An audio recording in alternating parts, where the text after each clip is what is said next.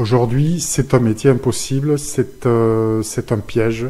Je pense que un autre métier qui vit ça aussi de façon très dure et très marquée, qui prend ce nihilisme en plein dans la figure, c'est aussi nos policiers, je pense, qui ont ce même problème à établir une autorité qui devrait être naturelle, qui ne devrait pas avoir besoin de s'établir avec force.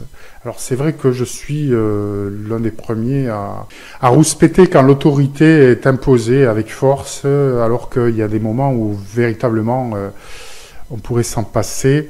Mais je pense qu'en même temps, ce sont des métiers, je pense ces deux-là, mais il y en a plein d'autres, où quand il faut, le métier de prof ou le métier de policier, c'est des métiers où il faut établir une relation d'autorité, et une autorité qui devrait être naturelle si la société était elle-même bâtie sur des valeurs fortes, était elle-même avait posé sur un socle fort de valeurs.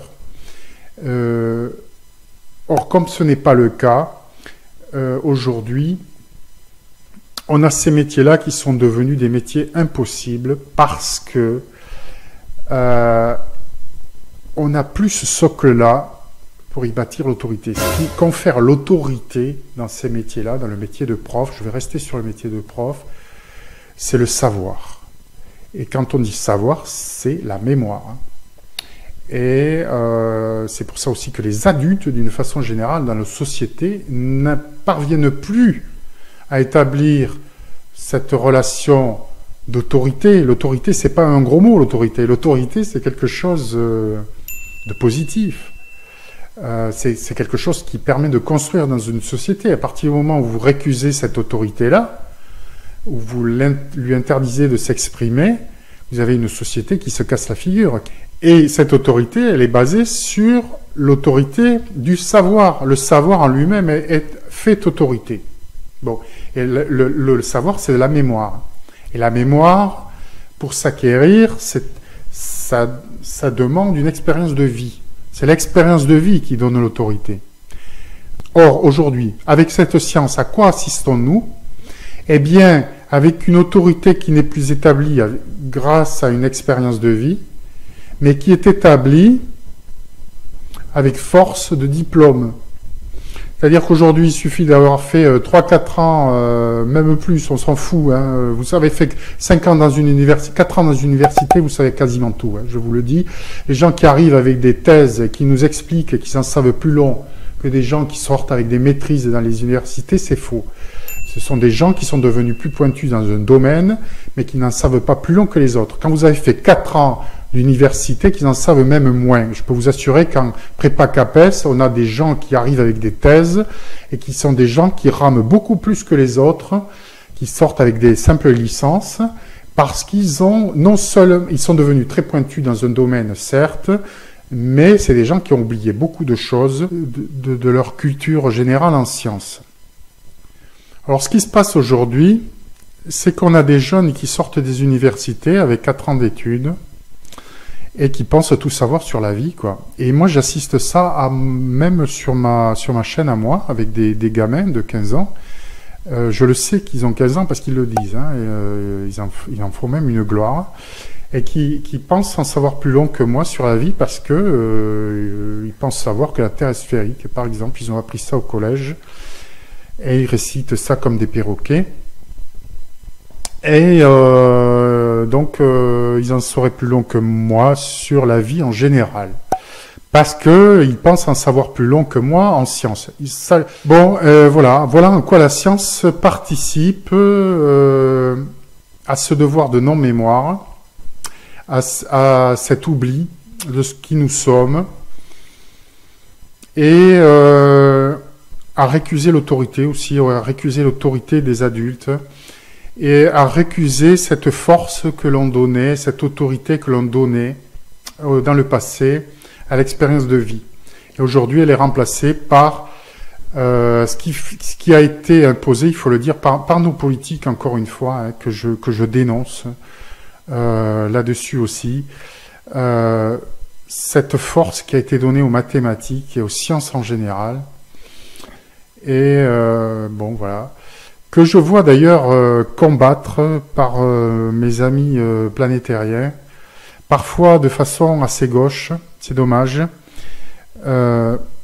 Mais c'est un combat que je comprends et dont il faut se défendre. Ce scientifique qui arrive et qui pense pouvoir faire autorité sur des sujets qui le dépassent. Moi, je me souviens, par exemple, dans les années 90, aujourd'hui, on n'a plus ce genre d'émission parce que paraît-il que c'est pas bon pour la publicité qui passe dans ces émissions-là, c'est pas bon pour la société de consommation, et on comprend pourquoi. On assistait à des émissions sur le paranormal. Aujourd'hui, vous avez remarqué, il n'y en a plus. Et il n'y en a plus pour les raisons que je viens d'évoquer là. Mais dans ces émissions, dans les années 90, on avait des scientifiques.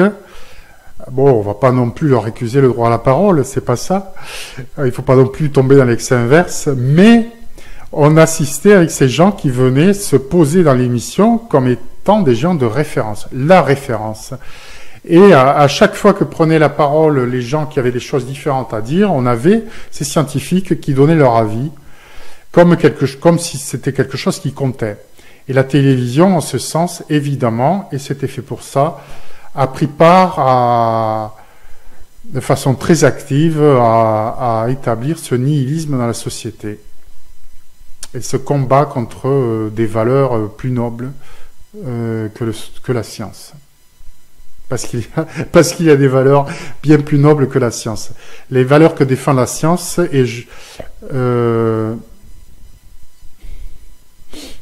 sont-elles nobles?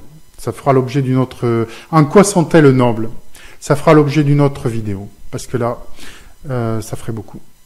Et c'est encore un sujet compliqué. À très bientôt les amis. Abonnez-vous à ma chaîne. Likez s'il vous plaît.